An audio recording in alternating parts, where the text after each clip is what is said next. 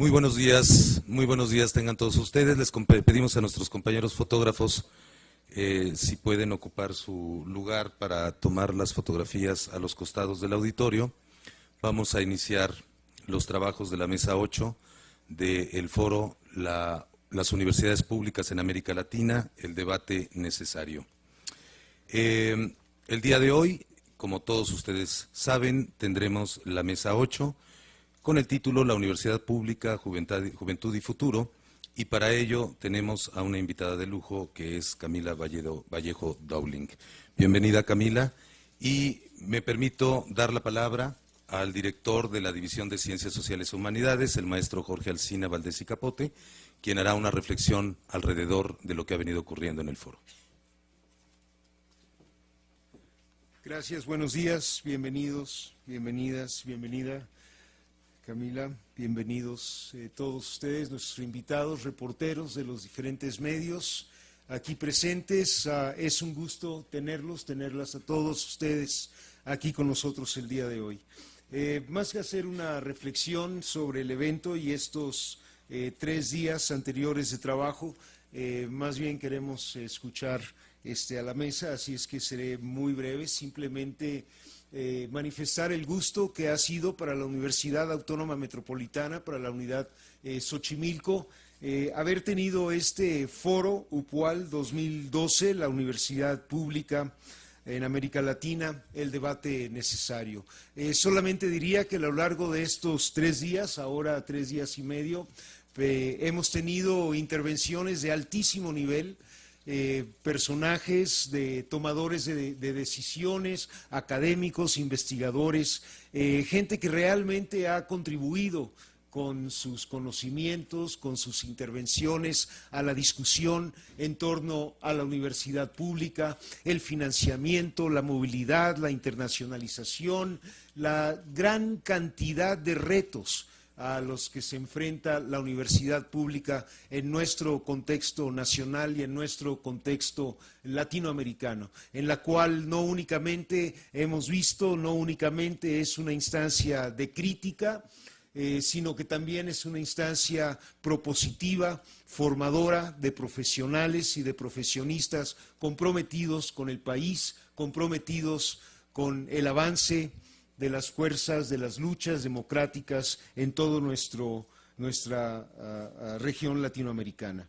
Tengo una enorme lista que no voy a leer, pero son cerca de 38, 40 colaboradores que estuvieron realmente trabajando para lograr que este foro haya sido y sea el éxito que está siendo el día de hoy. Solamente voy a mencionar a 3 o 4 personas que es indispensable hacerlo, del equipo de apoyo de la División de Ciencias Sociales y Humanidades. Me refiero a Mariela Vázquez, que por ahí anda, quien ha atendido de una manera extraordinaria a nuestros invitados, al maestro profesor Gerardo Marván, quien se ha encargado de coordinar a un amplio equipo para la logística, para todos los recovecos que implica un evento de esta naturaleza, Eladio Recendis, Miguel Natán, Alberto Miguel Vázquez, en fin, ya hoy al cierre de esta mesa estará presente el rector y seguramente en ese momento daremos agradecimientos a los funcionarios que han participado en este evento, pero aquí en este momento quiero reconocer el trabajo de todo el personal técnico, de todo el personal de apoyo, y si no los menciono a todos y cada uno de ustedes es porque nuestro auditorio está ansioso por escuchar a nuestros invitados. Muchísimas gracias nuevamente por estar aquí y estamos seguros de que este será una mesa con intervenciones realmente significativas para todos nosotros. Muchas gracias nuevamente.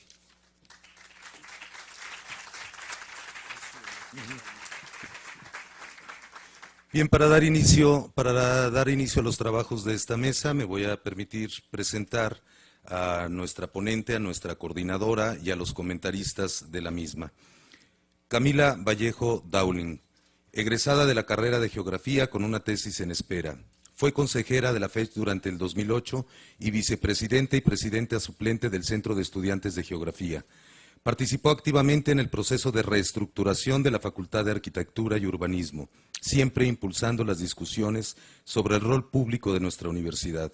El año 2011 fue presidenta de esta federación gracias al trabajo del colectivo Estudiantes de Izquierda, donde trabajaron activamente en el desarrollo de uno de los movimientos estudiantiles más grandes de la historia chilena.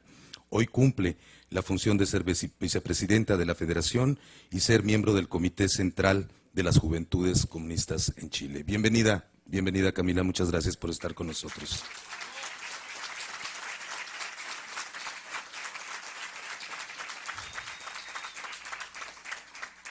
Quien coordinará esta mesa es la doctora Giovanna Valente Nigrini, que es doctora en Ciencias Sociales por la Universidad Iberoamericana, profesora e investigadora de la UAM Xochimilco y profesora también en Flaxo, México. Dirigió Flaxo desde el 2002 hasta el 2010.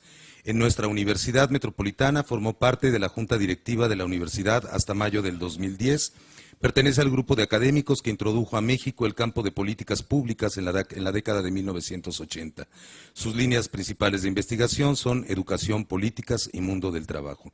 Muchas gracias, doctora. Muchas gracias y bienvenida.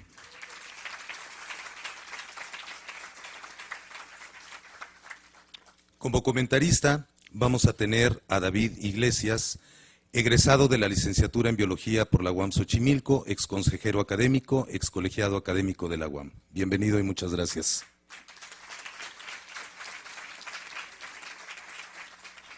Y también tendremos como comentarista al doctor Roberto Ángel Rodríguez Gómez Guerra, quien es investigador titular del Instituto de Investigaciones sobre la Universidad y la Educación, y que entre sus múltiples proyectos de investigación pone énfasis y subraya el gasto público en la educación superior en México y también la fuente de financiamiento de las universidades públicas en este país. Muchas gracias, doctor, por su presencia. Bienvenido nuevamente a esta universidad. Pediría a Camila Vallejo haga uso de la palabra.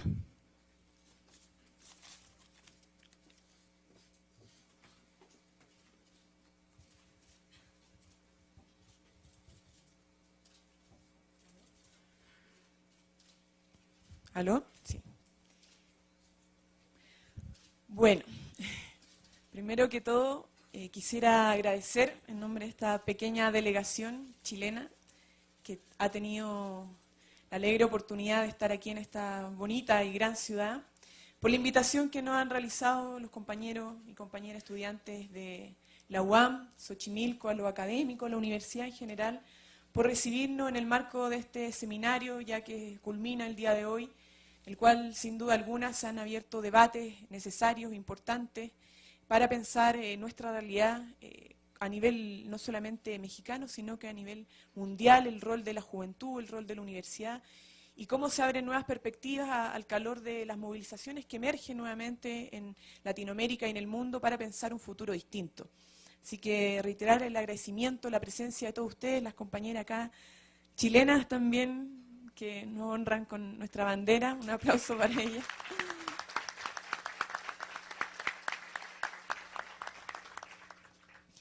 Y bueno, yo quisiera, a partir de lo sucedido el 2011, entrar a profundizar qué es lo que está detrás de la demanda del movimiento y cómo se conforma, que de alguna u otra forma la historia de construcción colectiva de este movimiento estudiantil y movimiento social dice mucho hacia dónde apunta, cómo ha crecido, cómo ha evolucionado.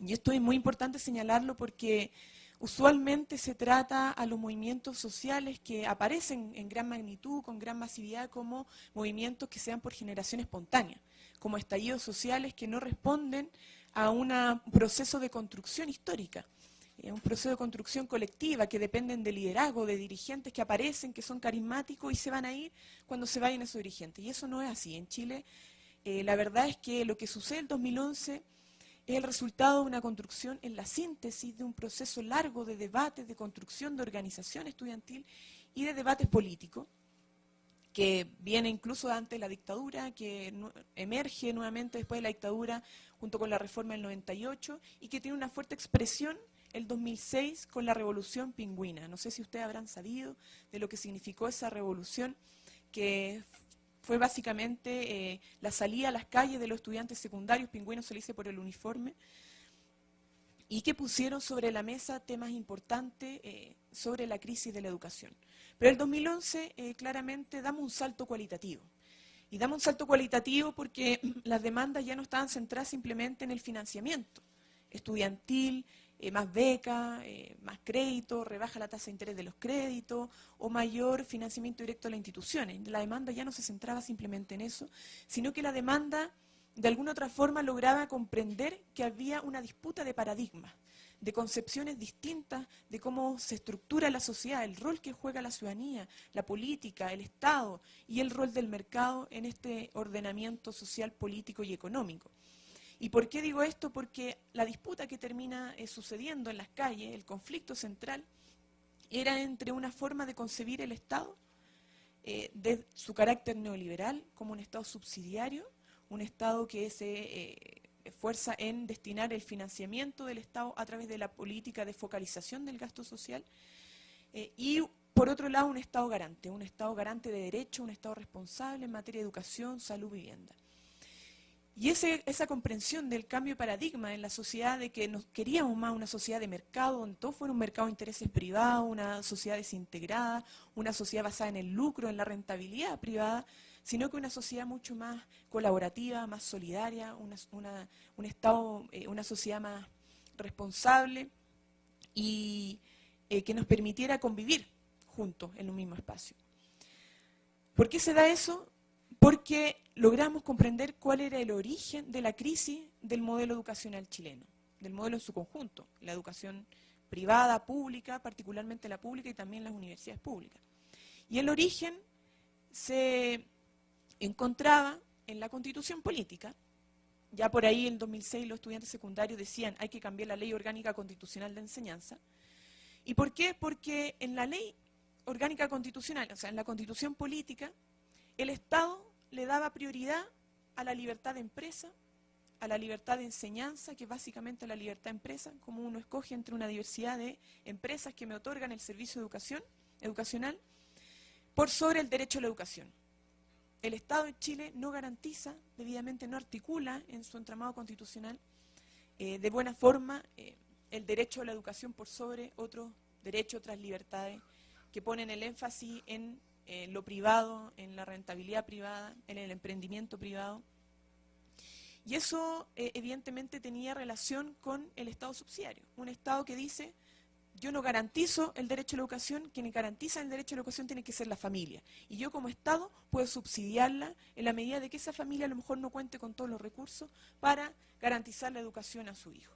Pero esa familia tiene la libertad, y yo voy a proteger esa libertad, de escoger entre una institución privada o pública como le parezca pertinente, necesario, en función de la educación que quiere darle a su hijo. Y a partir de eso, el Estado, ¿qué es lo que hace? Con la educación pública, no la financia, empieza una lógica de autofinanciamiento en las instituciones públicas, la abandona y abre el libre mercado del sector privado.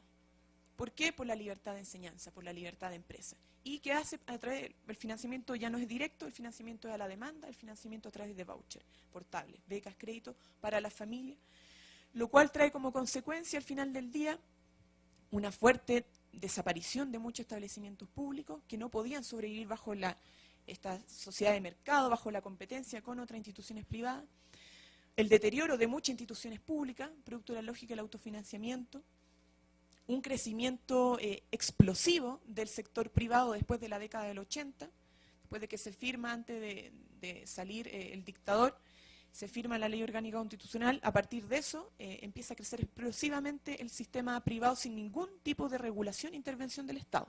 El Estado nunca se metió en eso.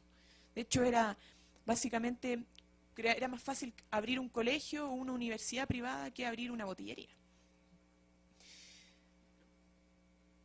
Sí, abrir una botillería. Entonces, ¿qué es lo que sucede? Es que se destruye el sistema público, crece el sistema privado sin regulación, basado en el lucro, en la rentabilidad, y se deteriora todo lo que son los procesos formativos y el objetivo inicial que tenía la educación. Entonces, como movimiento comprendemos que este cambio o este paradigma distinto al cual nosotros estábamos apostando Era un paradigma que estaba bien pensado en función del objetivo de este nuevo orden social, político, económico, que era el modelo neoliberal de desarrollo, y que era básicamente eliminar, erradicar todo espacio público, que en este caso las universidades públicas, porque ahí se generaba una contrahegemonía, un pensamiento crítico a las clases dominantes, al actual orden. Era la plaza del enemigo interno, y así muy bien lo decían ellos. Había que destruir la educación pública. Y por otro lado, el sistema privado totalmente desregulado empieza a generar una profunda segmentación socioeducativa.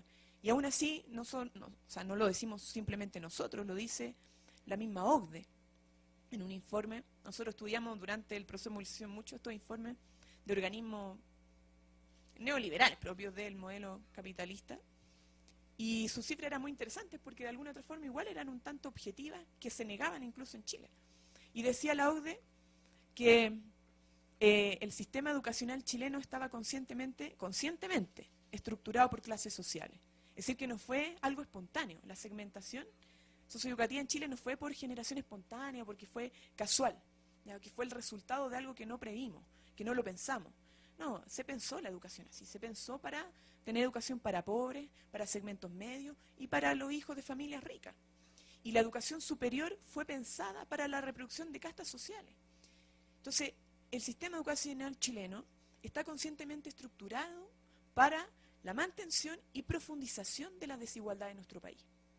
Y en un país tan desigual como Chile, donde el 5% más rico de la población tiene un ingreso autónomo per cápita de 830 veces más que el 5% más pobre, es una situación aberrante. Nadie podría no indignarse viendo que la educación estaba pensada para mantener estas desigualdades. Teniendo colegios municipales debilitados, donde solamente pueden ir los estudiantes, los jóvenes, niños de familias más pobres, con una educación básica y media donde el sector medio estaba concentrado en el particular subvencionado, que son establecimientos que lucran con los recursos del Estado y los recursos de la familia a través del financiamiento compartido, y una educación particular pagada donde estaban educándose las familias de la élite. Estudiantes que sabían que después en la prueba de selección universitaria iban a tener altos puntos, porque el particular subvención, o sea, el particular pagado daba todo el proceso de aprendizaje, su malla curricular, en función de responder bien a las pruebas. Y tenía las condiciones, las capacidades, producto del capital también cultural, familiar, de poder responder bien. Y ellos tenían el futuro asegurado. Y en la educación superior, lo lamentable es que además la educación pública, por ejemplo, está hegemonizada también por el mercado. La educación pública no es gratuita. Y como tiene que autofinanciarse, no es gratuita, tiene que cobrar aranceles, pero también tiene que vender servicio a privado, vender investigación a empresas privadas. Entonces está cooptada también, en muchos casos, por los intereses de grandes empresas. Y muchas carreras que no son rentables en el mercado terminan deteriorándose, cerrándose. No así, por ejemplo, ingeniería comercial, que antes era economía, ahora pasó a ser ingeniería comercial, en una universidad pública. O la ingeniería en general. Y además tenemos la situación de que a partir de esta apertura del mundo privado, la segmentación también se reproduce en la educación superior. Y tenemos universidades privadas donde se forman los futuros cuadros directivos de grandes empresas, universidades privadas que son universidades de masa, que el único objetivo es generar un negocio, rentabilidad, entonces abren plazas de matrícula sin ningún tipo de regulación, son de pésima calidad, se forma la mano de obra barata o mano de obra cualificada, y las instituciones públicas que están siendo también altamente elitizadas y que no están cumpliendo con un objetivo público. Ante esa situación, nosotros dijimos, bueno, hay que contraponer este paradigma de mercado en la educación que ha generado una profunda crisis, ya porque de alguna otra forma fracasó este modelo, no consiguió lo que prometía.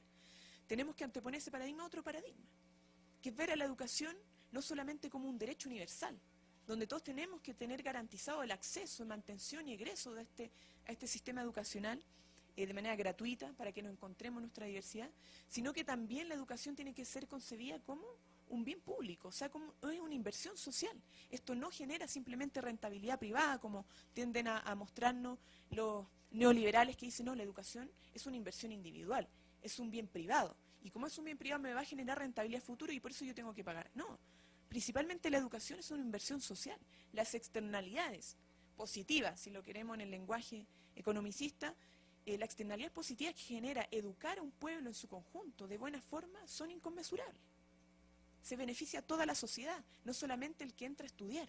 Se beneficia a toda la sociedad de contar con profesionales, con las herramientas suficientes para beneficiar el desarrollo integral del país, para transformarlo. Entonces, ante esa situación nosotros dijimos, bueno, el Estado tiene que garantizar, en primer lugar, una educación pública, que sea gratuita, que sea de excelencia, que sea democrática, pluralista, laica, y poner también la debida regulación al sistema privado. En Chile no podemos desconocer lo que pasa en el mundo privado. Más del 70% de los estudiantes están en el mundo privado. Y son ellos los que sufren las principales contradicciones del modelo mercantil. Son a ellos los que se les estafa, los que se ven vulnerados en sus derechos, no los que no les permiten la libertad de asociación, de organización. Son a ellos los que al final del día se les está robando de sus bolsillos para lucrar a través de empresas asociadas inmobiliarias con el sueño de miles de familias. Entonces, ante esta situación, el Estado también tenía que hacerse responsable de poner regulaciones en el sistema privado, de terminar con el lucro, de garantizar la democracia interna, de garantizar la calidad, de no permitir que se le engañara a través del marketing y la publicidad engañosa a los estudiantes al momento de ingresar. ¿Y esto para qué?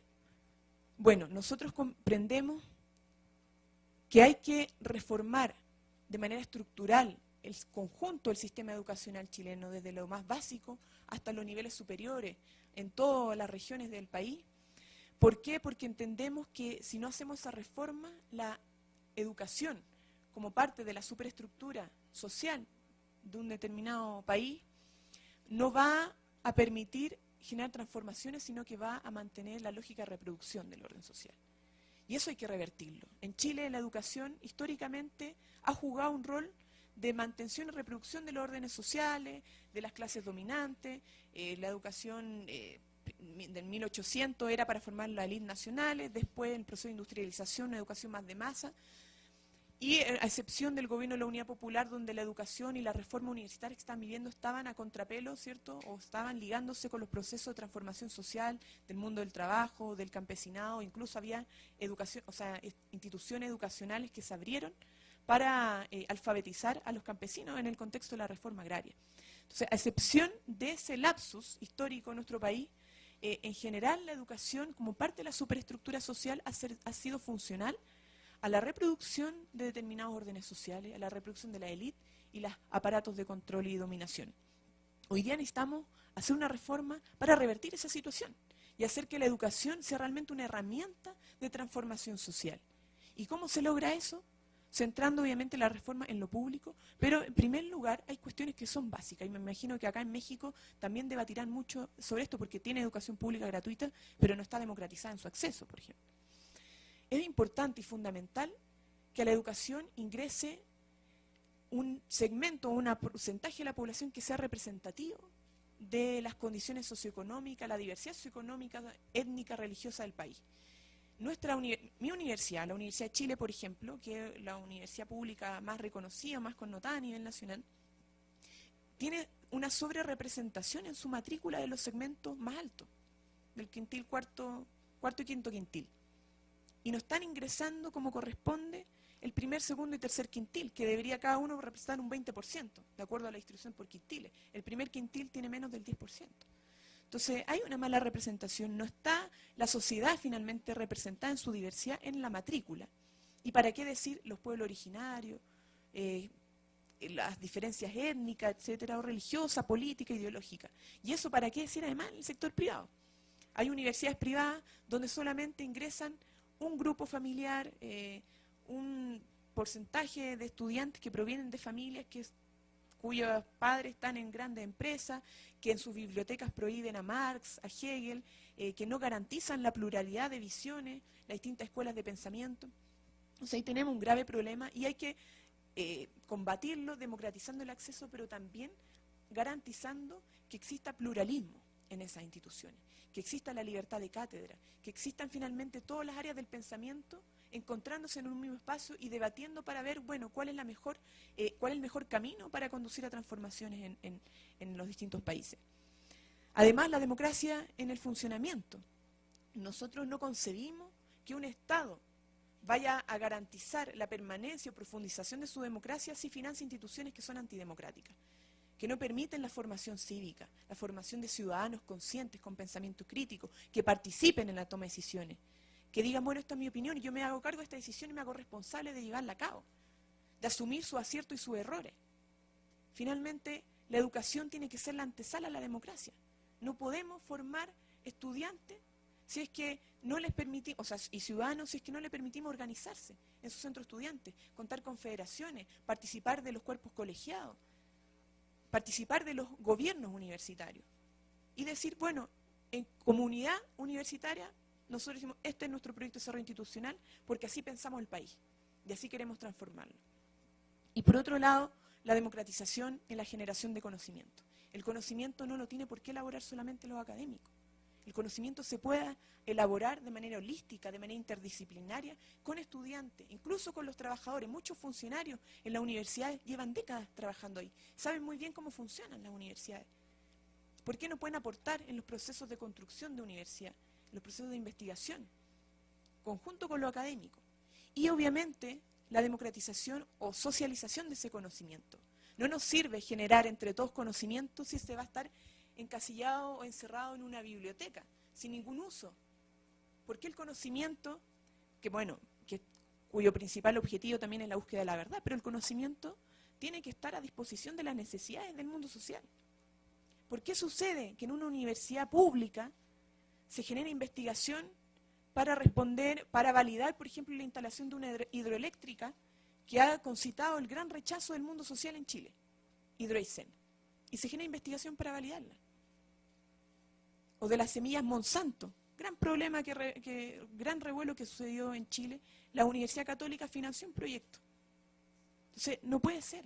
La investigación, el conocimiento tiene que estar a disposición de las necesidades del mundo social, de las necesidades de una mayoría. No tiene por qué responder únicamente a intereses corporativos, de empresa, interés económico, partidario, incluso religioso.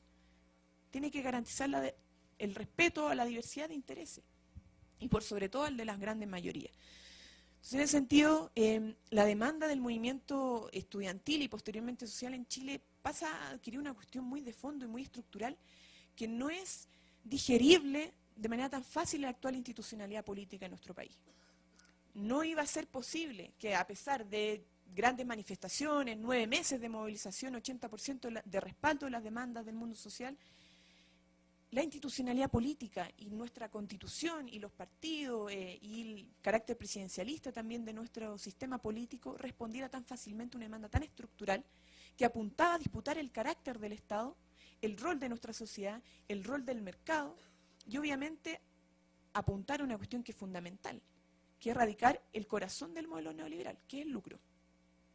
El lucro es la piedra angular de todo nuestro sistema. Se lucra con la educación, se lucra con la salud, se lucra con el sistema de pensiones, se lucra con nuestros recursos naturales, básicamente se lucra con nuestra vida.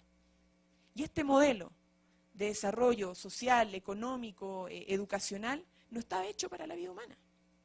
Lo único que está hecho es para generar negocio y lucro, no está hecho para la vida.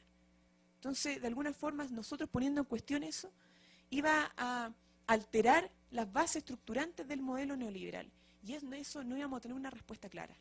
Lo que tuvimos efectivamente fueron maquillajes, fueron proyectos de ley que tendían a decir, lo cambiamos todo, pero básicamente no lo cambiamos nada. Y seguimos la lógica de mercado en la educación, la lógica de la desintegración, de la desigualdad, de la rentabilidad privada, de la inversión privada. Todo este sentido común neoliberal que todavía nos pesa. Y yo creo que a partir de eso el desafío de la concepción de lo público en educación, pero por sobre todo el desafío de la juventud en la transformación social es fundamental. La juventud hoy día no puede quedarse simplemente con salir a las calles, incluso proponer una alternativa. La juventud tiene que generar una mayoría social y política, una mayoría capaz de disputar las correlaciones de fuerzas que se dan en la institucionalidad vigente y alterar la institucionalidad vigente para poder hacer transformaciones estructurales en nuestra sociedad. No va a ser posible en Chile, por lo menos, hacer reformas profundas en la educación si no acompañamos esa reforma de otros procesos de transformación social y política de fondo. Y ahí creo que la juventud con su ímpetu, con su capacidad crítica de ver la realidad, tiene mucho que aportar en este proceso, pero no va a estar sola. No es una lucha etaria ni generacional, es una lucha intergeneracional, la lucha de todo un pueblo que tiene que ponerse a disposición de transformar la educación para transformar la sociedad. Muchas gracias.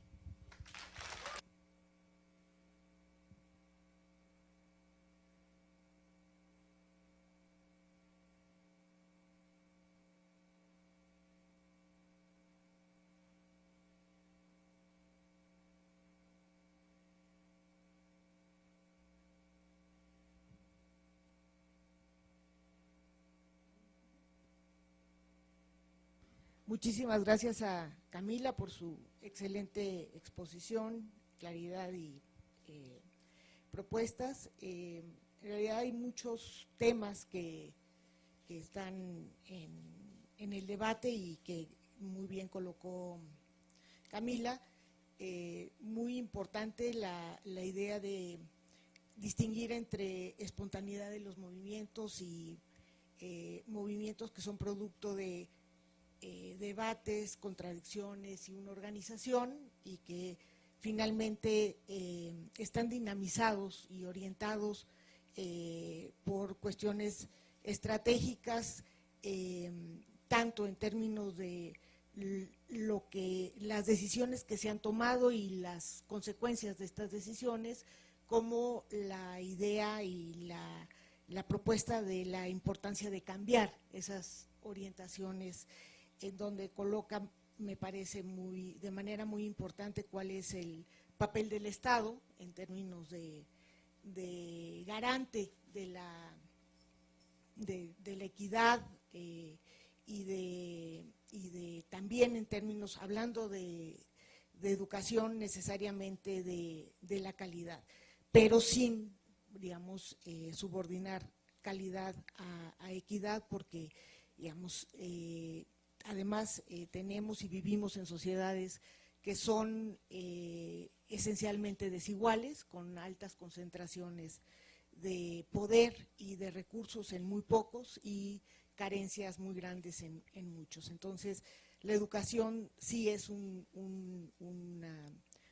factor importante, y en ese sentido planteó muy bien cómo estas decisiones que se tomaron en un momento y que responden a un modelo económico y político, en Chile y en otros países también han producido una mayor segmentación, han producido incluso un incremento, un alargamiento de las brechas entre los que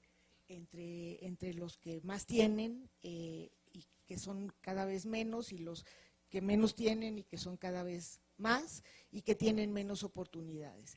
Un elemento que me parece muy importante para el debate es cómo claramente en Chile el Estado renuncia a este papel de garante de tanto, digamos, de la calidad y de la equidad, con este esquema que adopta fundamentalmente en política educativa. Pensémoslo, por supuesto tiene otros, digamos, se ha hecho en otros aspectos, en otros sectores, pero en educación fue muy claramente. Y es entonces, ¿cuál es el papel que debe jugar el Estado en términos de la regulación de la calidad?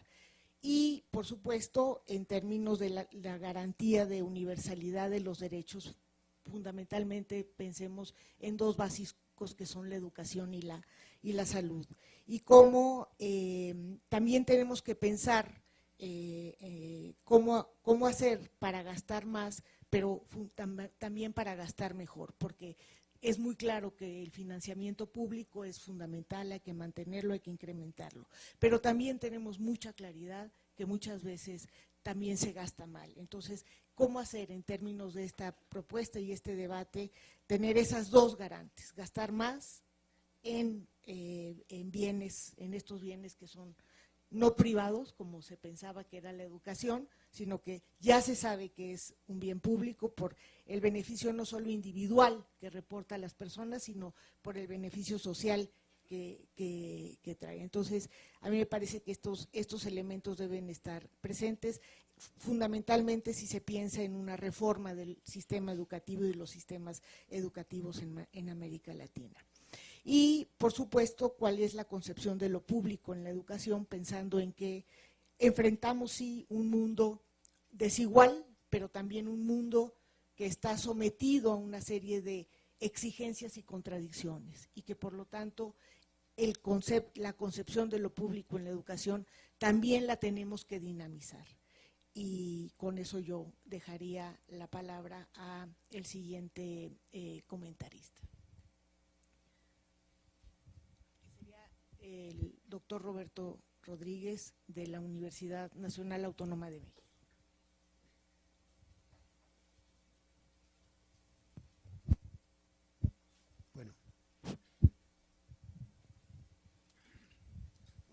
Muchas gracias y más que nada para señalar o subrayar algunos aspectos generales en los que me parece que la contribución del movimiento de los estudiantes universitarios en Chile es de especial relevancia. Tres me parece que son a modo de síntesis de especial relieve.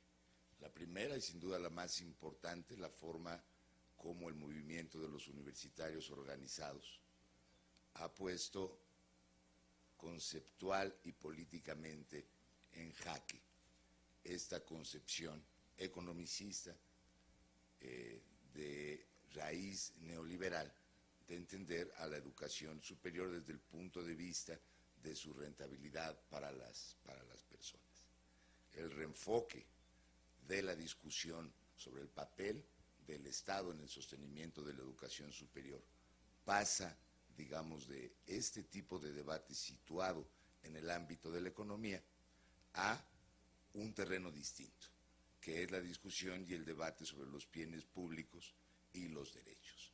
Creo que este reenfoque es fundamental, de fundamental importancia. Lo es, en primer lugar, porque las, digamos, concepciones económicas, pero también las metáforas, este sentido común neoliberal, ¿no?, son puestas ciertamente en crisis tanto por los datos que hacen evidente que el sostenimiento de mercados, por ejemplo, en educación superior, no resulta ni rentable ni ofrece rentabilidades a los sujetos que en estos participan. Pero eso no es lo más importante. Lo más importante es que en educación los estudiantes no son ni consumidores, ni usuarios, ni pacientes, ni espectadores. Son protagonistas. Ese es el problema. No hay educación superior si los estudiantes no participan en esta activamente. Entonces son también productores de la educación, y no productores colaterales, sino centrales. Entonces no es una relación entre cliente y proveedor, es una relación profunda y esencialmente distinta. El papel de estudiante es además una ocupación, la primera ocupación para las personas. Y esto tampoco es trivial. Cuando hay educación superior suficiente, hay ocupación suficiente.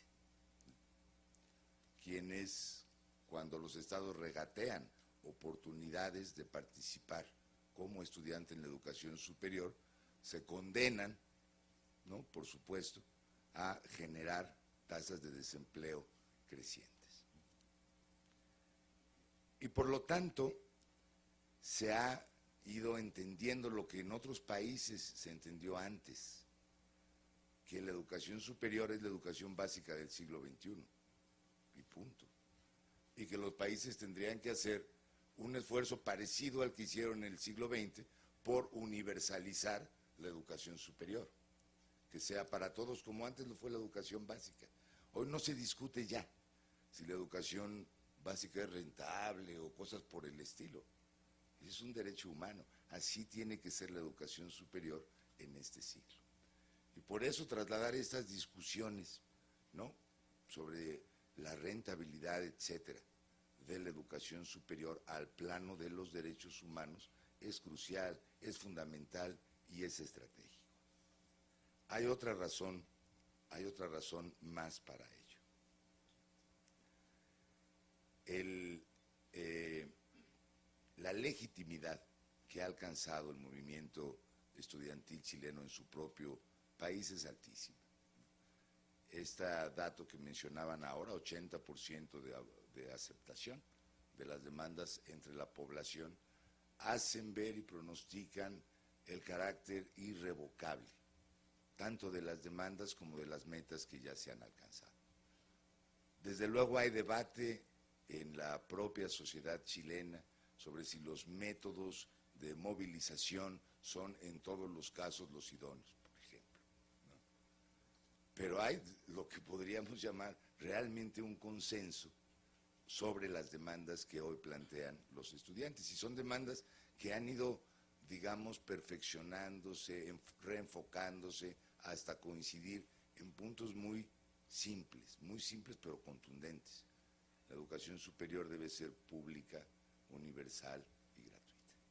Y para esto no hay, digamos, ni atajos, ni chantajes, ni posibilidades de maquillaje o respuestas simplemente que se acomoden a coyunturas. Es una demanda permanente, llegará, se hará realidad, toda la población está de acuerdo con esto, es cuestión de tiempo. Más tarde, o más temprano que tarde, decían por ahí, ¿verdad? Una tercera, iba a decir otra cosa, perdón por el desorden. Es que la educación superior es un bien público, pero es un bien público sui generis. Es el bien público que hace posible el resto de los bienes públicos.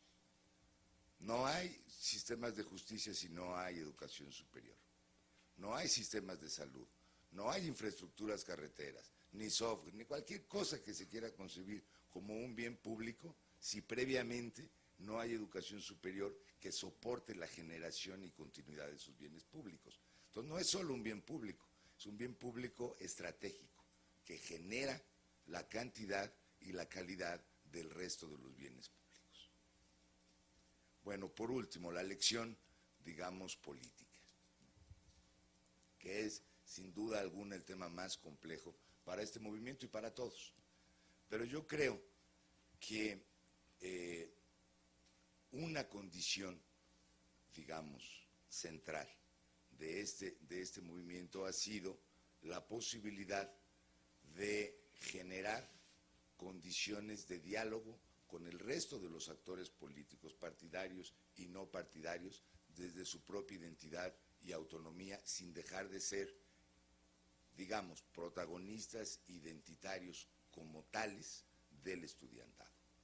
Ni han tenido que pactar con el Estado ninguna de las demandas y están obligando a los partidos a posicionarse en torno a las demandas sin, digamos, laberintos de acuerdos en lo oscurito ni nada por el estilo. Esto me parece una lección ejemplar. Como ejemplar es también las formas de procesamiento democrático de cada una de las decisiones que ha tomado el movimiento, sin duda alguna. Y por ello, independientemente del desenlace en el corto, en el mediano plazo que alcance la movilización de los estudiantes universitarios en Chile, sin duda alguna es un movimiento que quedará claramente marcado en los anales de los movimientos estudiantiles del mundo. Lo último, hace exactamente 40 años, el entonces presidente Salvador Allende en la Universidad de Guadalajara, en 1972, pronunció un discurso, un muy controvertido discurso, aunque se explicaba por las condiciones de ese momento en Chile y en México, en que decía, es que la revolución no pasa por las universidades. No son los universitarios, son la clase obrera y los campesinos quienes protagonizarán el cambio revolucionario. A 40 años de distancia han pasado muchas cosas. Hoy, 1 de cada 2, 1 de cada 3 jóvenes son universitarios. De manera que cualquier transformación que se piense para el futuro, para crear la sociedad del conocimiento, para innovar las formas de gobierno en los países, para instaurar plenamente la democracia, pasa desde luego no solo por la atención a las demandas de los jóvenes, sino por su participación en la construcción de los escenarios del futuro. Eso.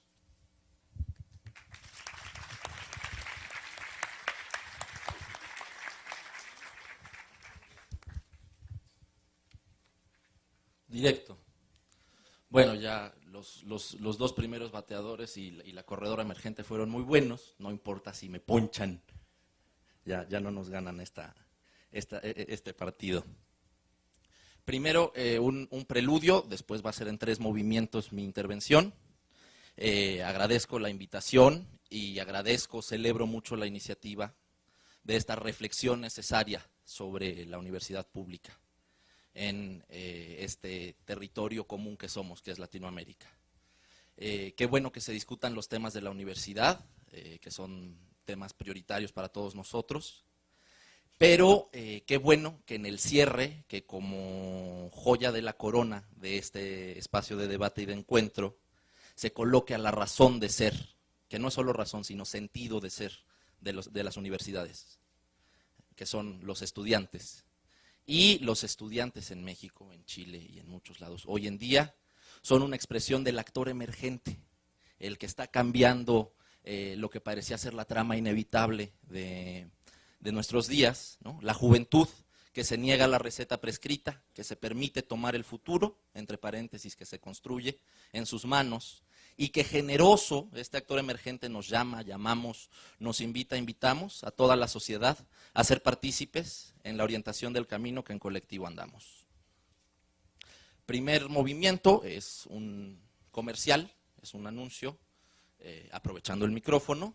Voy a dar lectura a un comunicado de prensa del movimiento Yo Soy 132 acerca de la represión que hubo anoche en Tlalnepantla, Estado de México, a algunos integrantes de ese movimiento. Que conste que por mi voz habla la voz de un movimiento que yo no soy.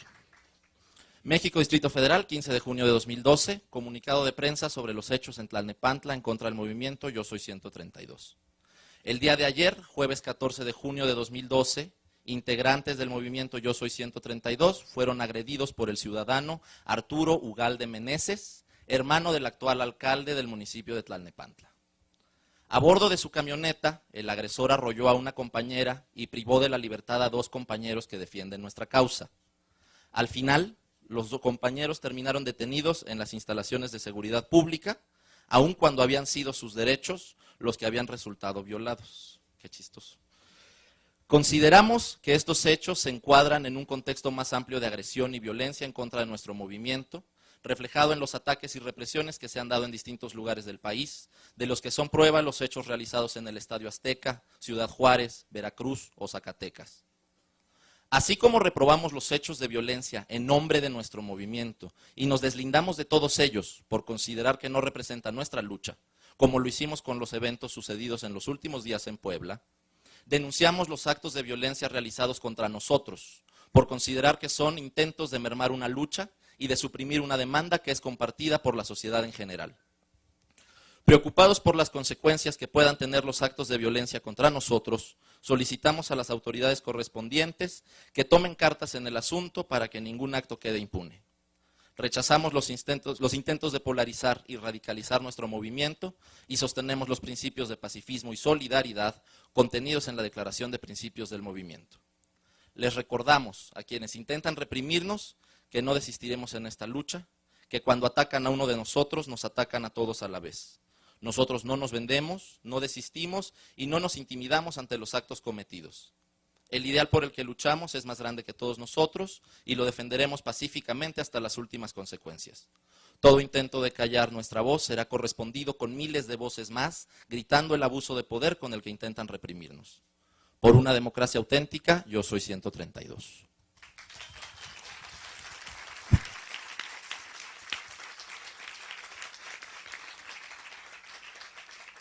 Lo bueno del primer movimiento es que lo hizo otro compositor. Ahora viene un intento de respuesta, comentario a la ponencia de Camila, a partir de un abstract que nos hicieron llegar la semana pasada. Y entonces, como dice Julio César Isela en Las Simples Cosas, uno vuelve siempre a los viejos sitios donde amó la vida. Es un gustazo estar de nuevo en la UAM Xochimilco. Agradezco la invitación, la oportunidad, la compañía. Felicito a los organizadores por un foro tan pertinente, porque el mismo título lo dice, es una reflexión necesaria. Y a riesgo de sonar chauvinista, así da más orgullo ser guamero y de Xochi. Bueno, abusando de la cómica creatividad de un geométrico aspirante a la presidencia, una pregunta, ¿a poco no dan ganas de modificar el COFIPE para que por ley deba haber por lo menos un bufón registrado como candidato en cada proceso constitucional? Digo, de preferencia que esté fuera del patrocinio de algunos partidos, pero sí hacen llevaderos estos días de acartonamiento y enconos innecesarios. Pero volviendo al grano, esto era solo un paréntesis entre jocoso y criticón, traigo a flote al señor Cuadro por su sinofilia o interés tan vehemente en los asuntos orientales. Y lo traigo a flote porque recurriré a dos referencias, ambas que he escuchado, vinculadas al pensamiento y filosófico chino, para abordar el sugerente título de la ponencia de Camila, que creo que no se leyó. ¿Sí fue el título sí corresponde con lo que dijiste? Sí. Me habían dicho que se llamaba Crisis Global de la Democracia Representativa y el Modelo Neoliberal y el Rol de los Estudiantes. Entonces, Camila nos habla de crisis global de esta democracia representativa y el modelo neoliberal y el rol de los estudiantes en la construcción de alternativas de convivencia, ya que este par de componentes del supuesto pacto social, bajo el que han pretendido hacernos creer que toca vivir, están deslegitimados por sus resultados atentatorios contra la humanidad y contra sus supuestos fines.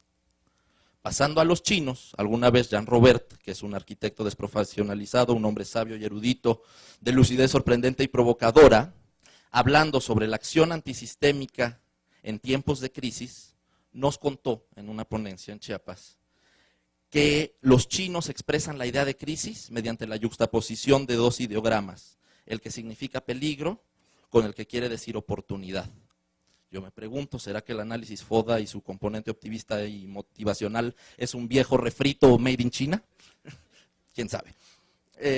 Yo creo que es algo más profundo y ahora lo voy a complementar compartiéndoles una cita del libro de las mutaciones, o I Ching, perdonen que me ponga tan místico, que me compartieron en la movilización de 132 del 23 de mayo, en el que nos invitaban a debatir, a compartir ideas, y una de las consignas era lleva un libro que compartas con alguien.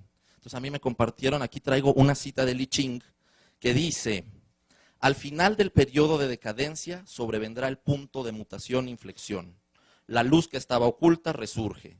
Hay movimiento, pero este movimiento no es generado por la fuerza. El movimiento es natural, surge de manera espontánea, por esta razón la transformación de lo antiguo es fácil. Lo viejo se descarta y se introduce lo nuevo, ambos se armonizan con el tiempo y por lo tanto de ahí no resulta ningún daño. Espero no haberme ido muy a lo filosófico y lejano y aclaro que me compartieron este texto con una nota al pie, muy precisa. No compartas esto con alguien que no quiera cambiar el país, pues pueden interpretar que el cambio llegará solo. Pero creo que todos aquí queremos cambiar el país y el mundo de paso. Estamos entonces, y recurro de nuevo a los postulados de Camila, frente a una percepción subjetiva y empírica de un momento de crisis, de cambio epocal. La democracia representativa y el neoliberalismo están en crisis. Y hace un momento me refería a ambos elementos como deslegitimados, y retomo la ponencia de Jean Robert porque nos decía que al hablar de la legitimidad de una institución es legítima mientras la mayoría piensa que su desaparición sería peor que su mantenimiento. El peligro inmediato es que al saberse ilegítimo, el imperio asienta su poder sobre la violencia. Hasta aquí se quedaba mi reflexión sobre el abstract que me pasaban. Y en distintos hechos vamos viendo que sí. La represión de anoche en Tlalnepantla, pues claro, el sistema se sabe ilegítimo y recurre a la violencia para hacerse de su lugar. Y ya en el tercer movimiento, último, ya les prometo, quería retomar algunos de los puntos que fue señalando Camila. Y entonces, muy interesante lo primero, cuestiona esta idea de que los movimientos son por generación espontánea. Yo soy 132 no se debe a que un candidato haya ido a la Ibero. Ahí se detonó, pero hay toda una historia detrás. Camila lo señala muy bien, está la historia detrás y curiosamente nuestra Secretaría de Educación Pública lleva ya varios sexenios intentando quitar contenidos de historia y de filosofía en los programas académicos, para que no podamos recurrir a la historia y creamos que son acontecimientos espontáneos los que ocurren y que no pueden tener permanencia y que no pueden tener trascendencia. Y por otro lado, también Camila hablaba de los liderazgos carismáticos, que son lo que llama la atención. Qué bueno que hay prensa aquí. Ojalá y estuviera así de lleno si no hubiera esos liderazgos carismáticos, ¿no? Pero ¿qué pasa? Ante una sociedad a la que le quitan contenidos programáticos en historia y en la que la televisión y el mass media y la sociedad del espectáculo se convierten en la gran educadora, pues eso es lo que empieza a trascender, ¿no? Entonces, tenemos fenómenos que ya vamos viendo en México. Un sistema educativo que está renunciando a una formación humanista de seres pensantes y críticos, y una sociedad en la que el espectáculo, la televisión, es un agente primordial en la agenda pública. Tenemos, paso a otra cosa, tenemos esta triada, Estado, mercado, sociedad, ¿no?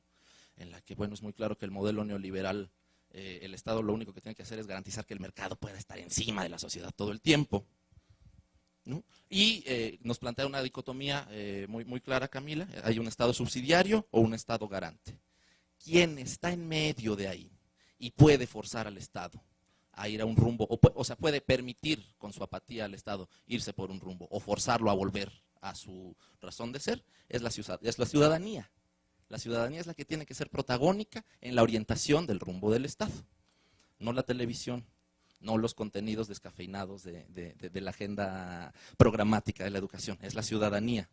Y bueno, no sé si la ciudadanía puede permitir que las universidades funcionen como empresas, como meras proveedoras de servicio. El doctor ya lo dijo, así no es la cosa y así no puede ser. Los estudiantes, como fiel ejemplo de ciudadanía, están haciendo la tarea. Y en Chile la hicieron muy bien. Yo sé que Yo Soy 132 la va a hacer así de profundidad, pero en Chile se leyeron los informes de la OCDE y lograron absorber el discurso y la narrativa neoliberal y economicista, y con esos mismos términos demostrar que lo que están haciendo no funciona. Los estudiantes hicieron la tarea e identifican los orígenes, las raíces de la problemática, y 132 tiene que seguir haciendo esa tarea, y la va a lograr siempre y cuando trascendamos el 1 de julio dentro de la agenda de 132. Bueno, voy a ser más rápido. Nada más retomando puntos. La agenda de lo público tiene nuevos defensores. El Estado claudicó o nos lo claudicaron, pero los estudiantes están siendo defensores de la agenda de lo público, y eso hay que celebrarlo. ¿Cómo puede la sociedad valorar a las universidades como un bien público? Tiene que haber un reconocimiento mutuo. O sea, no basta con que las universidades digan, oye, yo soy un bien público. Tienen que abrirse a la sociedad, y la sociedad tiene que hacer las suyas para que realmente puedan ser vividas así. Yo Soy 132 es un revulsivo contra letargos e inercias, desempolva, despierta la conciencia colectiva, haciéndonos reflexionar acerca de causas de fondo de nuestras problemáticas concretas, ¿no? Y la realidad está a la vuelta de la esquina. Entonces los estudiantes nos están diciendo por qué las universidades son un buen público, nos están diciendo que para eso están, y a la sociedad nos corresponde respaldarlos, estar con ellos y lograr que esta efervescencia se convierta en un cambio profundo, en un cambio que teja nueva ciudadanía. Retomo y celebro la frase de Camila: la educación es la antesala de la democracia, es la formadora de la ciudadanía, es el cimiento del camino común. El conocimiento tiene que estar al servicio de una pluralidad, ¿no? Por eso insisto, la sociedad tiene que tomar las universidades, no tiene que haber rejas alrededor de las universidades, especialmente las públicas. La realidad social se tiene que vivir aquí, no está en los libros, ¿no? Son fenómenos de los que somos partícipes.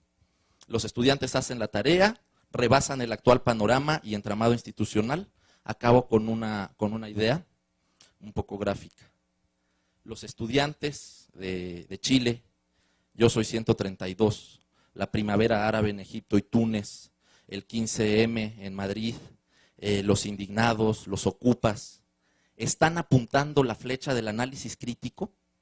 Son unos arqueros que están apuntando la flecha del análisis crítico. Decía que al corazón del neoliberalismo, pero no tiene corazón, es más bien su punto neurálgico. Están apuntando ahí. A la sociedad es a quien le corresponde, es la única que puede decidir si soltamos la cuerda y disparamos la flecha. Con eso me quedo.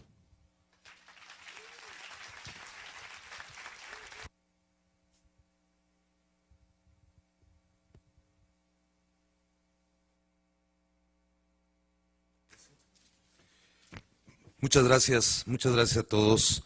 En atención al tiempo que tenemos programado para esta mesa y al encuentro que Camila sostendrá con la comunidad estudiantil, vamos a dar un espacio de 20 minutos para preguntas y respuestas. Normalmente la dinámica es pasar unas tarjetas, pero ahora los pasillos están congestionados. Entonces, quienes deseen hacer alguna pregunta, algún comentario, si quieren levantar la mano, y vamos dando la voz de alguna manera. Adelante, por favor. Solicitamos, en atención nuevamente al tiempo, que las preguntas sean lo más concretas posibles.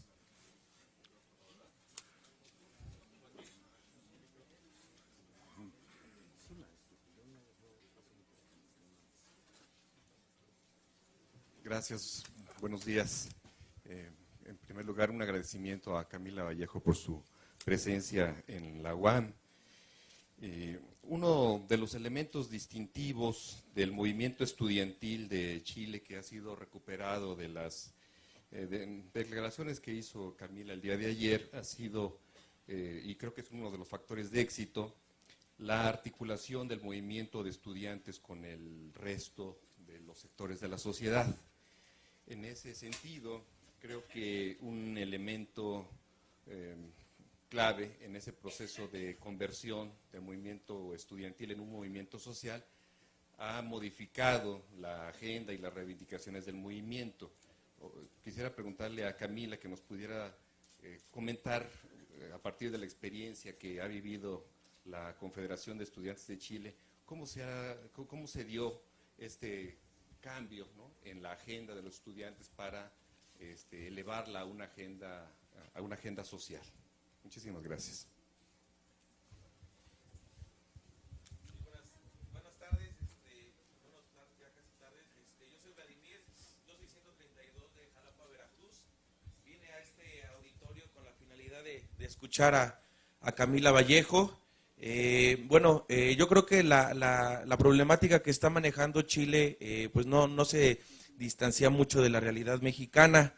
En México, pues a mi humilde opinión, podemos definir que el sistema político, educativo y burocrático pues se define en holgazanería, falta de sensibilidad social y corrupción. En general, por ejemplo, México, que tiene 6 refinerías y que es una de las principales potencias petroleras, y Japón, que no tiene petróleo, pues tiene 43 refinerías. La holgazanería por parte del gobierno para crear políticas públicas a la educación principalmente, han visto deteriorada la calidad a nivel nacional.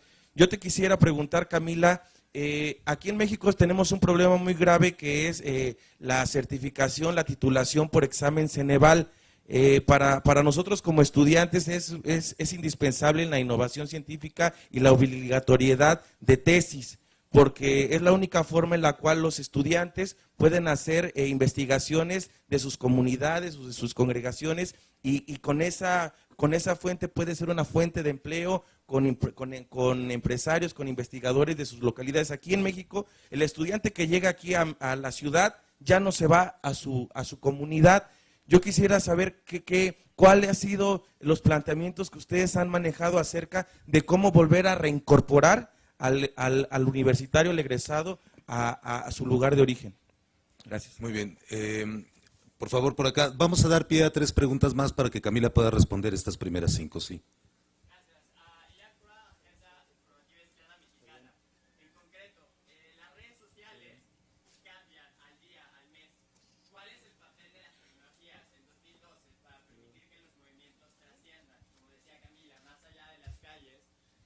También la pregunta concreta de cómo vencer como estudiante, como movimiento estudiantil, al verano, porque ustedes tuvieron un movimiento de 9 meses, aquí tenemos un movimiento de 1 año, sin la necesidad de hacer un comparativo. ¿Cómo vencer las vacaciones? ¿Cómo vencer el verano?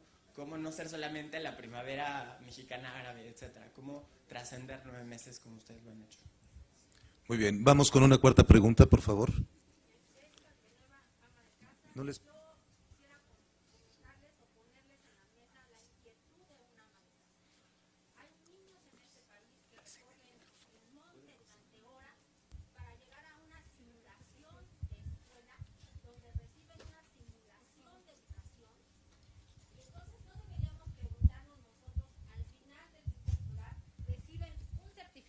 que dice Secretaría de Educación Pública, entonces no tendríamos que voltear las universidades a ver el desarrollo o el cumplimiento muy poco, digamos, muy poco responsable de una Secretaría de Estado que es un pilar para sostener al mismo Estado, yo creo que nosotros como sociedad que no llegamos a tener el acceso a una sociedad, a una universidad pública, a mí me gustaría que las universidades públicas se acercaran a ese ser que es invisible, que no tiene voz, que tiene hambre, que no tiene ropa, que no tiene techo, que no tiene escuela y que sin embargo, si logra salir adelante de los 6 años de primaria, tendrá un certificado que diga Secretaría de Educación Pública. Gracias. Muchas gracias. A ver, por acá, la última de esta primera ronda de 5 preguntas, por favor. Hola, muy buenas tardes a todos. Hola Camila, gracias por estar aquí. Yo vengo en representación de la Universidad Autónoma Chapingo, también del Frente de Pueblos en Defensa de la Tierra de San Salvador Atenco. Por ahí en el año de 2001 hubo un proyecto expropiatorio, en el año de 2006 hubo una represión muy fuerte, ¿no? Hoy se vuelve a retomar el tema de Atenco gracias a la movilización de los muchachos del 132, de los universitarios. Mi pregunta va en el siguiente sentido, Camila. Ya sabemos a través de los medios de comunicación que ustedes fueron arropados, ustedes los estudiantes chilenos, por otras organizaciones. Que nos cuentes un poquito acerca de eso, porque yo creo que la movilización solamente de los estudiantes mexicanos no sería suficiente. Necesitamos de otros sectores, ¿no? De los sectores trabajadores, de los sectores obreros, para que esto pueda trascender, ¿no? Que nos cuentes un poquito acerca de eso, porque en Atenco ya nos tocó vivir en carne propia, como a ustedes, la represión de manera violenta, y en algún momento nos quedamos solos. Hoy se vuelve a retomar el tema, pero que nos cuentes un poquito acerca de eso, de las otras organizaciones que se necesita para arropar un movimiento estudiantil. Muchas gracias. Camila, por favor.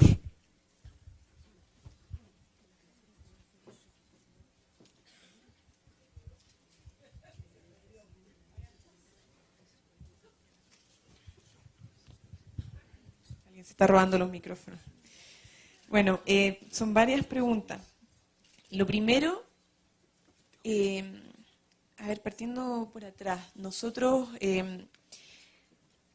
nos ha hecho falta elaborar una propuesta que permita que el estudiante, una vez egresado, retribuya concretamente, o sea, en términos sociales, lo aprendido. Más allá del trabajo, que uno siempre en el trabajo, en su campo laboral, hace un aporte a la sociedad, pero cómo se compromete, por ejemplo, con el trabajo en regiones, en sectores marginados de la sociedad o en un servicio público. O sea, cómo hay una retribución inmediata hacia lo público como estudiante. Ahí nos falta establecer un mecanismo concreto. La red con los egresados es muy fundamental y en eso se ha trabajado, pero no hay nada concreto. Y tiene mucha relación con lo que planteaba la compañera atrás de esto de que primero, a ver, hay que avanzar hacia una red nacional de instituciones públicas, en todas las regiones. O sea, aquí no nos sirve solamente que estén en las regiones metropolitanas, los distritos federales, las mejores universidades o establecimientos públicos. La idea es que haya una hegemonía de lo público en todo el territorio nacional, para que todo estudiante no tenga que trasladarse kilómetros para ir a una región y después quedarse ahí y no volver a retribuir lo aprendido en su espacio. Este año hubo un movimiento importante, por ejemplo, en Aysén. Un movimiento que plantea una agenda de reivindicaciones bastante amplia que tenía que ver con la descentralización, y una de ellas era decir: queremos una universidad pública, queremos un colegio y una universidad pública porque no queremos que nuestros niños se nos vayan. Se nos van todos para Santiago y no vuelven. Queremos que estén acá, que aporten al desarrollo de la comunidad, y eso es fundamental. Tiene que ver con la retribución social, pero también tiene que ver con cómo nosotros construimos un plan nacional de educación pública con presencia en todos los lugares, donde las universidades también piensen la educación prebásica, básica y media. ¿Por qué se perdió en Chile, por ejemplo, las universidades que tenían colegios?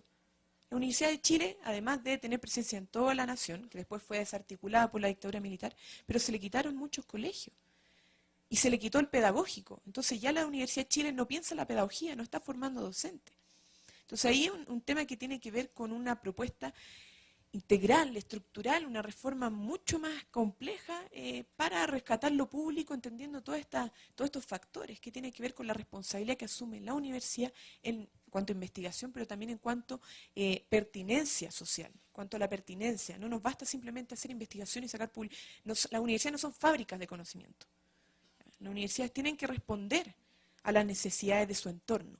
La extensión universitaria, lo que nosotros defendemos tanto, no es unilateral, no es como, aquí está mi investigación, yo te la entrego, sino que tiene que ser a través de un proceso dialógico o dialéctico con la sociedad, que la investigación surja a partir del entorno, de las necesidades que se viven ahí.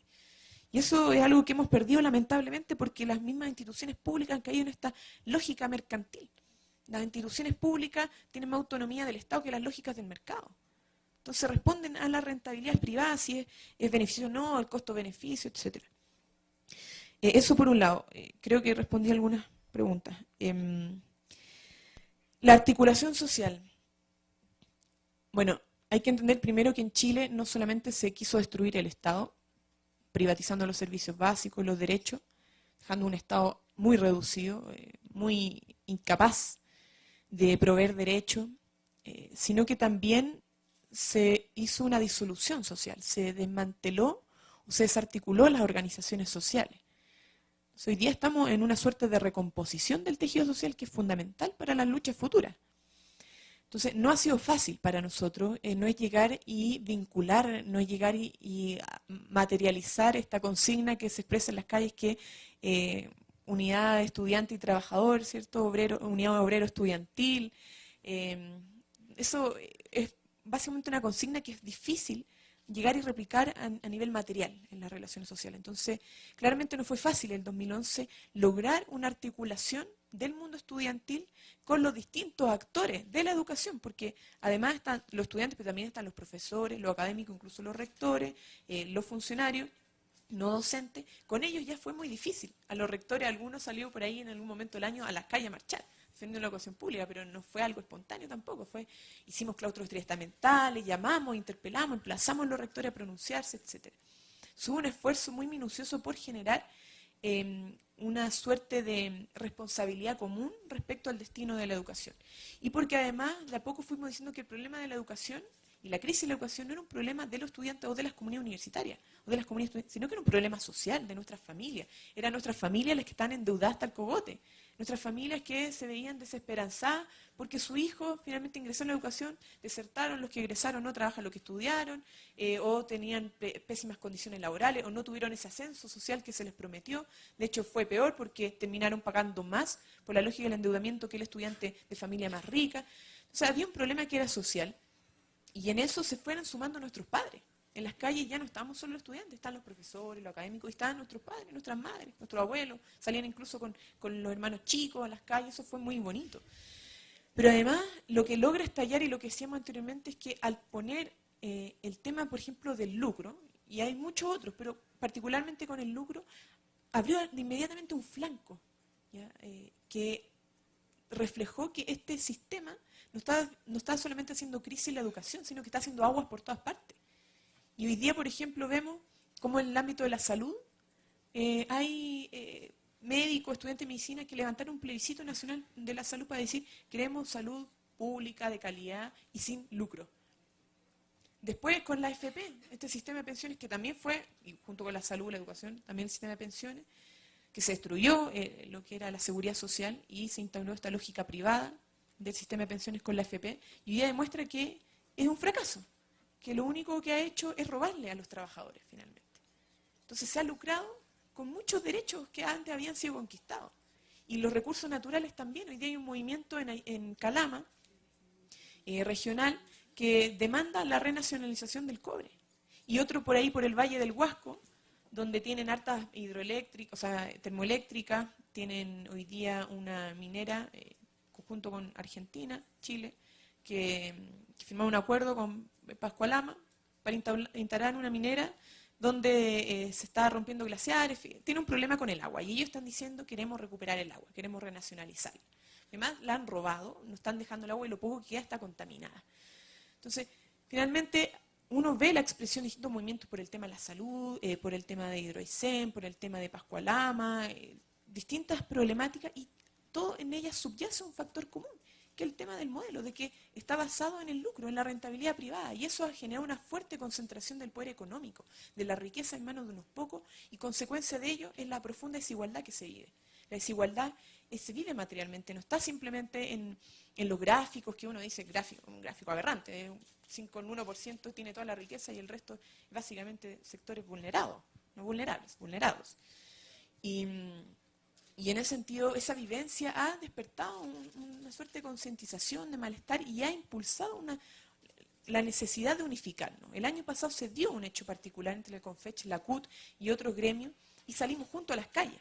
Y ya no demandamos solamente educación, sino que demandamos un cambio en la constitución política, demandamos un cambio en nuestra democracia, que ni siquiera es representativa. Si lo peor es que no está solamente en crisis la democracia representativa, porque ni siquiera están representando. No están representando a la gremia, están representando sus propios intereses. O sea, aquí lo que se quiere es una democracia que represente realmente y que sea más participativa, donde la ciudadanía tome postura, pueda decidir respecto al rumbo, respecto al futuro de la sociedad. Y eso es lo que hoy día no existe. Ahora, se trabaja duramente en ello. Aquí hay que ser autocríticos también. Los movimientos sociales, las organizaciones sociales tenemos que ser autocríticos. Y muchas veces nos falta, por ejemplo, superar sectarismo, superar iluminismo o egolatrismo, de que el centro de la atención tiene que regir en nosotros y no en ellos. Y no aliarnos con otra organización porque no la conducimos, porque no tenemos mayoría, presencia. Eso es un error y tenemos que superarlo día a día, cotidianamente, porque si no hay unidad real, la fuerza no la vamos a tener para hacer transformaciones. Ahora, por último, ¿cómo avanzar? ¿Cómo ganar? Por ahí me sacaban el ejemplo de las vacaciones. Yo creo, bueno, el movimiento estudiantil es cíclico. No así tanto el de los trabajadores. Los estudiantes estamos 4 o 5 años y después nos vamos. Pero yo creo que lo fundamental tiene que ver con superar esto de lo meramente... ¿Qué pasa? En Latinoamérica se da una cuestión muy común, que se levantan grandes movimientos sociales que logran cuestionar el viejo orden, el orden social y político, las clases dominantes, y ponen en jaque al modelo, lo ponen en jaque. Pero en el segundo tiempo se vuelven a sí mismos, en el fondo empieza la etapa del repliegue, el repliegue táctico, pero después se olvidan de cómo seguir avanzando. Entonces se pierden objetivos, se pierden perspectivas, y eso es fatal. Es muy peligroso y ha pasado en Latinoamérica. Grandes movimientos que marcan la historia, que son muy bonitos, pero que no logran hacer transformaciones profundas porque después se marginan al no ver cómo avanzar y caen en una suerte de narcisismo social, ¿no? La política, los partidos sucios y nosotros acá limpios, puros, pero como no queremos acercarnos, quedamos en una suerte de marginación. Entonces, creo yo que falta hoy día abrir, para poder avanzar realmente, es cómo nosotros generamos, obviamente, un poder popular, una alianza social amplia, diversa, con distintas organizaciones, pero que abandone esa vieja táctica de simplemente ir a exigirle a los mismos de siempre cambios que sabemos que no los van a hacer. Entonces, ¿cómo nosotros nos hacemos cargo de esa transformación? ¿Cómo nos damos a la disputa de la esfera política, a la disputa del poder? Y eso es algo que no tenemos plena conciencia todos, porque creemos que al momento de irrumpir en esta institucionalidad que está obviamente sucia, contaminada, que es espuria. De hecho, la constitución política, nuestro sistema político en Chile es totalmente espurio, es heredado de la dictadura. Pero creemos que al momento de irrumpir en eso, nos contaminamos y perdemos el foco. Yo creo que hoy día hay que tener una táctica mucho más clara para poder hacer avanzar a los movimientos sociales. No simplemente exigir, sino que hacernos cargo de nosotros llevar esas transformaciones al plano institucional para superar la institucionalidad vigente, cambiarla, ¿cierto? Cambiar las reglas del juego y poder hacer transformaciones estructurales a nuestra sociedad, porque sin lugar a dudas yo creo que los horizontes comunes están. Y aquí no se ha perdido, la historia no quedó atrás, yo creo que la historia sigue, ¿cierto? Y nosotros, por ejemplo, en Chile estamos recogiendo muchos ideales de nuestros padres, de nuestros abuelos, que dieron su vida por la construcción, por ejemplo, de la unidad popular, que fueron torturados, que fueron exiliados. Y esas ideas no han muerto, hoy día reviven y se resignifican en esta sociedad. Entonces, los grandes relatos todavía están a pesar de esta cultura o sentido común neoliberal individualista, de que tú peleas como consumidor, porque no se te pagó, no se te devolvió lo que correspondía, no se te dio bien el servicio. No, aquí hay una lucha que es mayor, que tiene que ver con construir un orden social y un horizonte común transformador. Entonces, creo que eso es importante reconocerlo, pero no puede quedarse simplemente en el discurso, ¿cierto? O en la lucha en la calle, sino que tiene que pasar un plano efectivo, o sea, un plano que nos garantice que esta demanda se traduzca en una transformación social, política, cultural, económica, material, ¿cierto? No simplemente en el cuestionamiento. Creo que ahí tenemos responsabilidad intergeneracional, como lo he dicho, simplemente no es solo la juventud de nuestros padres, hay muchas cosas que recoger y mucha gente que quiere aportar. Y cerrar con algo que a mí me hace mucho sentido, que tiene que ver con la construcción de estos grandes relatos que decía Neruda. O sea, habrán cortado y matado muchas flores, todas las flores, pero no han podido matar la primavera. Y creo que eso tiene relación con la idea. Las ideas siguen y la primavera vuelve a surgir. Y por algo ya hablan de la primavera mexicana, solo hablamos de la primavera chilena, la primavera árabe. Entonces creo que tiene mucha razón el gran poeta Neruda al decir eso. Bueno, muchas gracias. No sé si me quedó otra. Lo de las redes sociales. Yo creo que las redes sociales, siempre lo he dicho, son una herramienta dinamizadora muy importante. De hecho, nosotros una vez convocamos un cacerolazo en medio de una jornada de brutal represión, por Twitter. Dijimos, oye, convoquemos un cacerolazo para la noche para repudiar la represión y apoyar las demandas del movimiento. 3 horas antes de la convocatoria, el Twitter. Y salió en todo Chile mucha gente, muchas familias a cacerolear, a pegarle a la cacerola.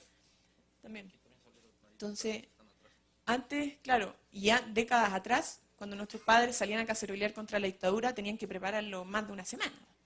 Entonces, obviamente es una herramienta que hay que aprovechar y hay que hacer que traspase fronteras, que el diálogo, que las actividades que se convocan, que la información, que esta finalmente intención de generar contracultura, contrahegemonía en los medios de comunicación, de rescatar la historia colectiva, de combatir la desmemoria, trasciende fronteras.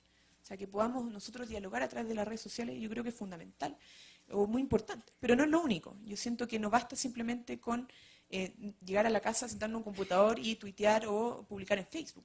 La construcción de movimientos se da de persona a persona, se da en la materialidad, se da en la asamblea, en la discusión, en la capacidad de elaboración de propuestas. Y creo que eso nunca lo tenemos que perder de vista. Gracias. Muy bien. Muchas gracias, Camila. Creo que el tiempo todavía nos da para 2 o 3 preguntas más. Bueno, son muchas las manos. Adelante, por favor. Bueno, pues primero que nada agradezco esta organización. Me parece que siempre la universidad se ha distinguido por este tipo de situaciones muy atinadas. Desgraciadamente en algunos medios de comunicación se ha distorsionado, como suele suceder, insinuando que tu visita se debe a cuestiones políticas. Desgraciadamente no tienen idea y no saben todo el trabajo y los meses con anticipación que se ha llevado la organización de este foro, ¿no? Y a qué responde a un compromiso social que tiene nuestra universidad. Orgullosamente egresada, agradeciendo muchísimo tu estancia aquí, tus palabras, y las escuchamos, y estás hablando de México. Todas las situaciones que narras, estás hablando de México. Yo quisiera abordar una situación específica que es al 132. Esto, bueno, surgió específicamente por una situación de información, ¿no?, sesgada hacia un candidato. De ahí se detonó, qué bueno que se va encaminando y está demandando otras situaciones que son importantes y me parece que van a trascender, ¿no?, y que son cuestiones de democracia importantes y de transformar este país. Pero también hay otras cosas que van sucediendo y planteamientos que sería importante, si sería oportuno, escucharte. ¿Qué más hacer, no? Digo, ahorita se está pensando como lo inmediato y estas situaciones muy encaminadas hacia el proceso electoral. Va a ir más allá, yo estoy segura que así va a ser. Pero de inmediato, ¿qué hacemos? Yo estoy escuchando a muchos compañeros egresados.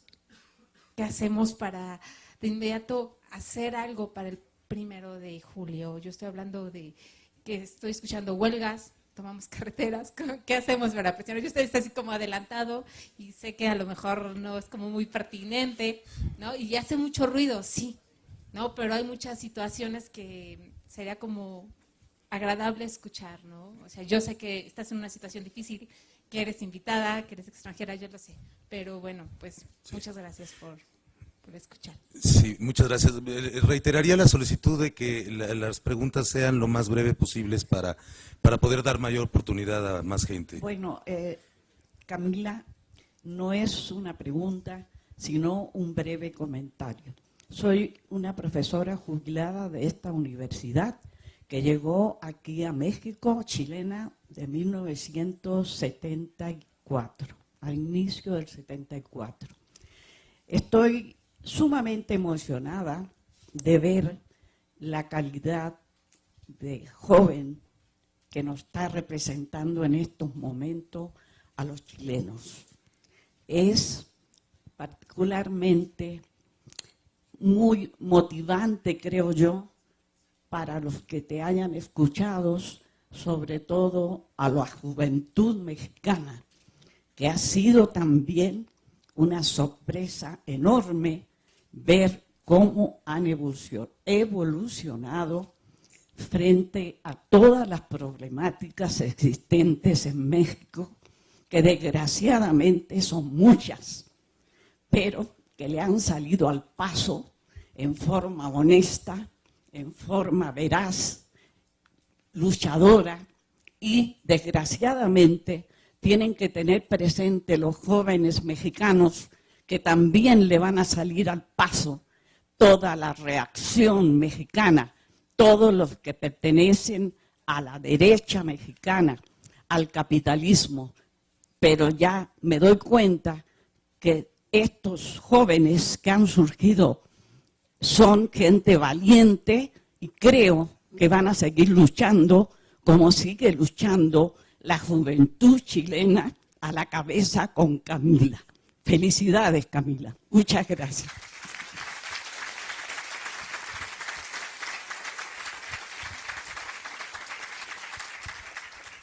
Yo nada más quiero hacer un comentario del gusto, infinito placer de conocer a Camila, habiéndote seguido durante el tiempo, pero quisiera felicitar a nuestro compañero mexicano, 132, maestro, mis respetos, su sentido del humor, su capacidad de ironía y su enfoque me merecen tanto respeto, igual de respeto que Camila. Mucho gusto en conocerte a ti y a todos ustedes.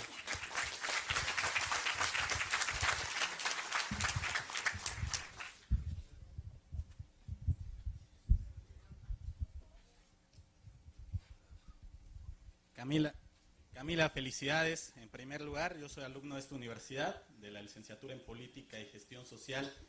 Y bueno, quisiera preguntarte si está claro que no hay cabida en la representación política de Chile para las justas demandas del movimiento estudiantil.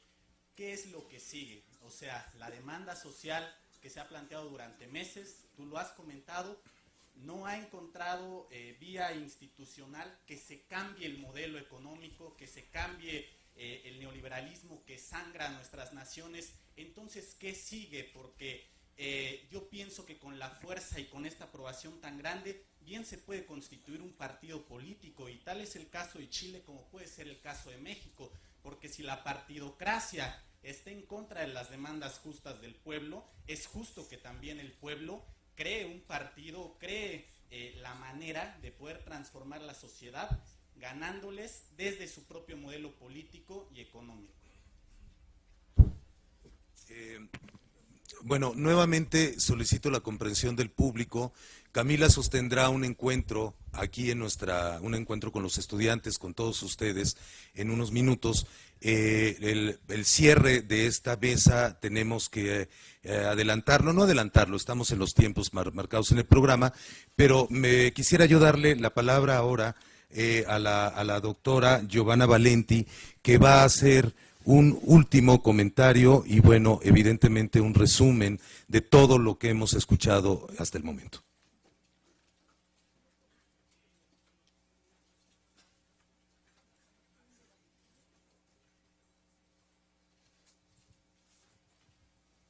Bueno. ¿Aló? Ah, sí. ¿Qué hacer después de las elecciones para que el movimiento trascienda? Yo soy 132.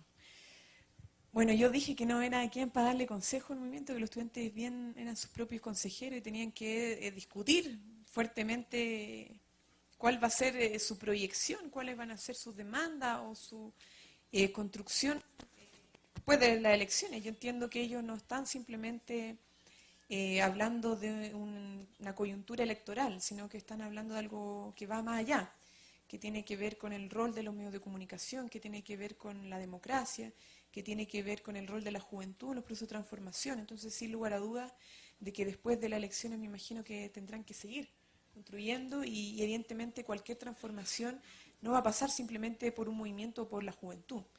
Va a pasar en la medida de que los sindicatos, que las organizaciones estudiantiles, que los diversos movimientos se constituyen una plataforma común, capaz de proponer una alternativa, que sea una articulación colaborativa, propositiva, pero además dispuesta a la disputa. Si esto no va simplemente con salir a decir las cosas como son, sino cómo hacer efectiva la transformación necesaria.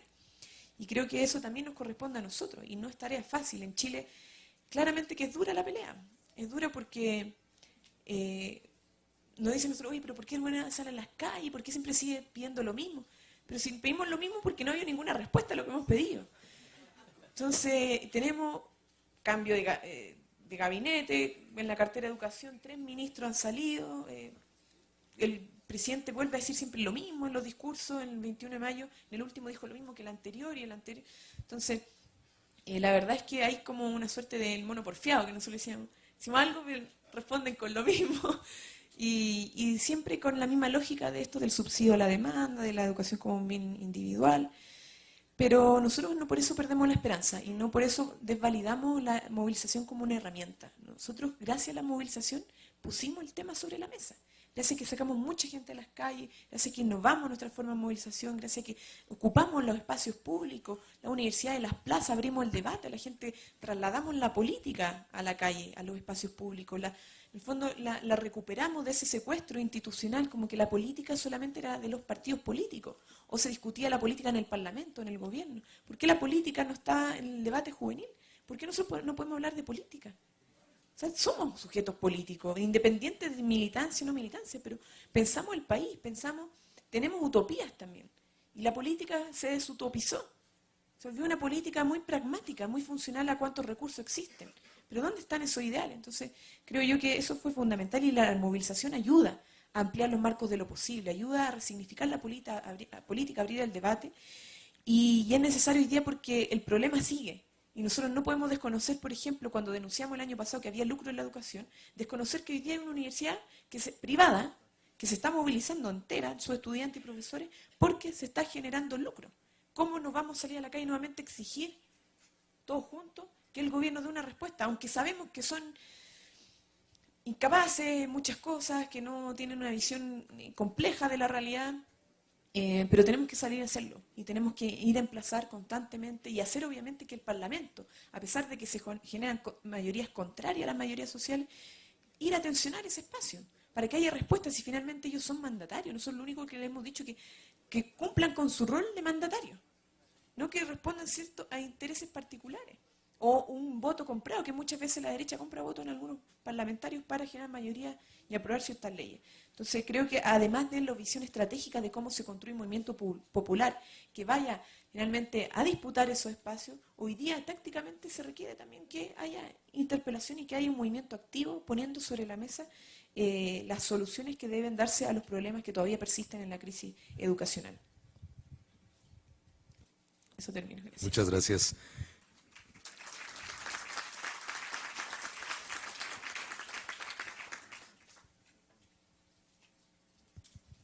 Bueno, pues muchas gracias a Camila, a David, a Roberto, Jorge, que están aquí en la mesa. Y en realidad la idea, digamos, nos quedamos con varias propuestas, ideas, tanto de la ponente como de los comentaristas. Una de las quizás más importantes es que no solo la juventud es un actor emergente, sino que la sociedad es un actor emergente y que es muy importante continuar con una participación informada y comprometida, porque eso es, digamos, lo que marcará un futuro mucho más justo, mucho más democrático.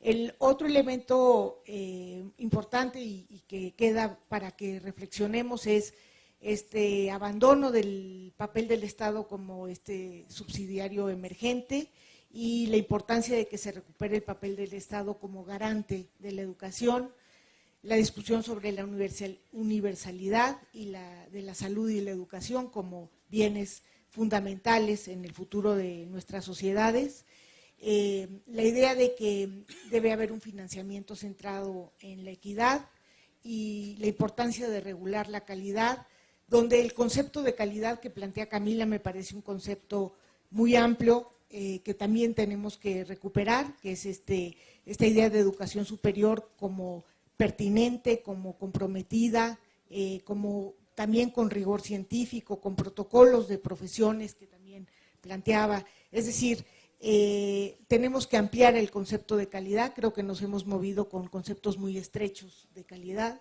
La idea del conocimiento que nos lleva como bien público, que me parece fundamental. Aquí quiero nada más mencionar un artículo de Stiglitz hace unas semanas en El País, donde plantea de la importancia del flujo del conocimiento y de tener cuidado de quienes se están apropiando del conocimiento, es decir, se están apropiando los grandes laboratorios, él tomaba el ejemplo de toda la investigación en biomédica y bioquímica, etcétera, y en realidad la sociedad se apropia poco del conocimiento. Y ahí creo que las universidades tenemos un papel fundamental y un compromiso fundamental para producir conocimiento, por supuesto con rigor científico, pero también para difundirlo y hacer que se aproveche al máximo.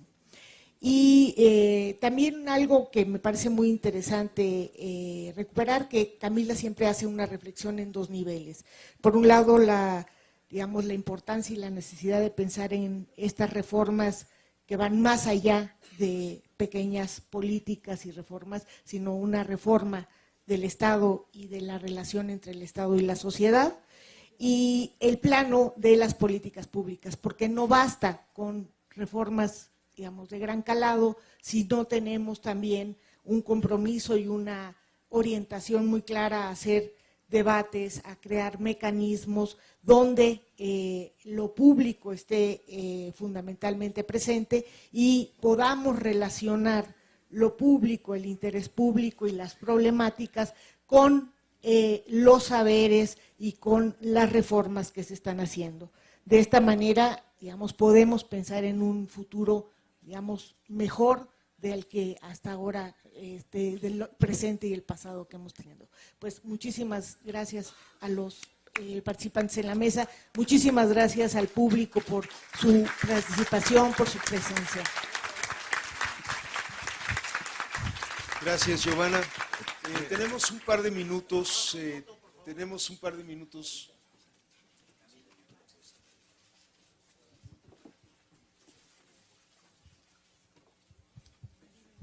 Disculpen la interrupción abrupta, así son los comerciales. Los queremos invitar, las queremos invitar a todas, a todos, al evento Diálogo Cultural Concierto que va a haber mañana a la 1 de la tarde en el Monumento a la Revolución. Está Rocco de Maldita Vecindad, Natalia Toledo y otros artistas. Y va a haber un diálogo muy rico, intergeneracional, como señalaba Camila. Va a estar don Pablo González Casanova, va a estar Elvira Concheiro, va a estar Camila, va a estar Natalia Cuevas, va a estar Manolo Esquer, va a estar Pati Ortiz. Entonces, estemos en el Monumento a la Revolución y construyamos esta trama intergeneracional, que ya es hora.